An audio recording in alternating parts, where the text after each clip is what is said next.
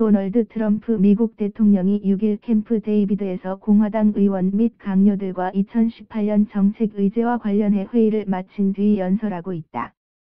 메릴랜드 사인 EPA 연합뉴스 새해벽부부터 정신건강 논란에 휩싸인 도널드 트럼프 미국 대통령이 나는 매우 안정된 천재라며 자신을 방어하고 나섰다.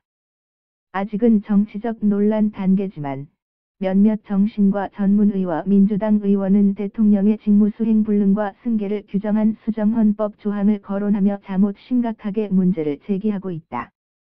지난주 백악관 이너서클의 내막을 폭로한 언론인 마이클 울프의 저서 이하 내용이 공개된 이후 트럼프 대통령의 정신건강 문제가 본격적으로 도마에 올랐다.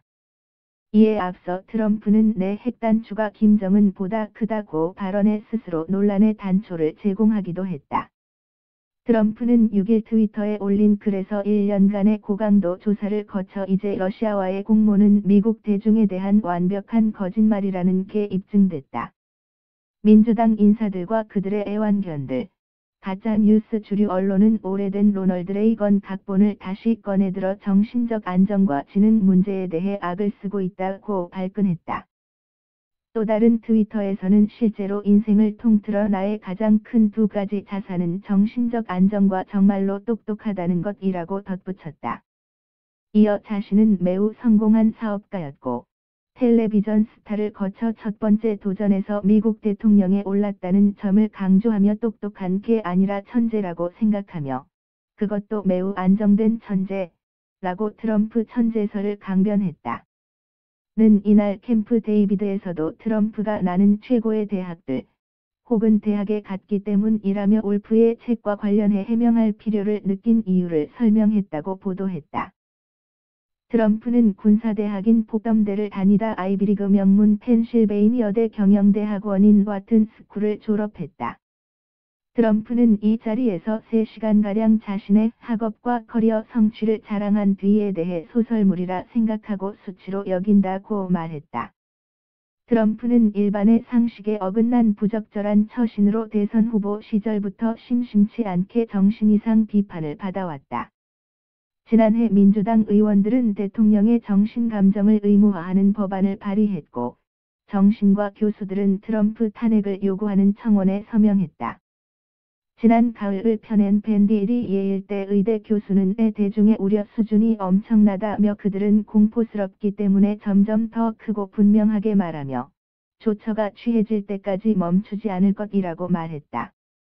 정치 전문 매체는 지난달 의원 10여 명이 트럼프의 정신 상태와 관련해 물어보려고 리 교수를 의회에 초대했다고 보도했다. 아직까지 공개적으로 트럼프의 정신건강 문제를 제기하고 있는 건 대부분 민주당 의원들이다.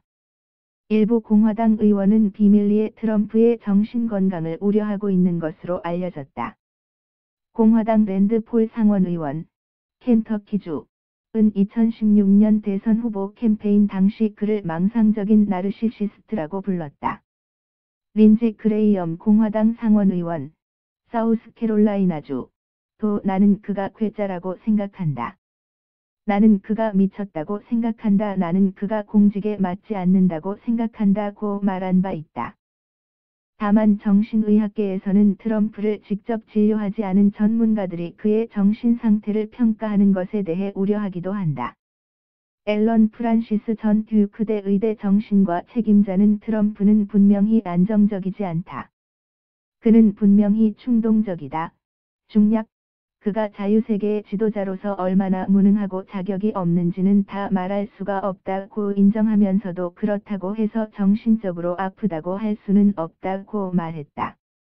미국 정신과학회는 골드워터를이라는 걸 채택하고 있는데 소속 의사들은 직접 진단하지 않은 사람의 정신 상태를 평가하지 못하도록 돼 있다. 트럼프의 나르시시즘과는 별개로 핵단초 발언과 출간을 계기로 트럼프 정신 이상설은 권한 이양 촉구로까지 확대되는 모양새다. 미 의회는 1967년 수정헌법 제25조를 개준했다.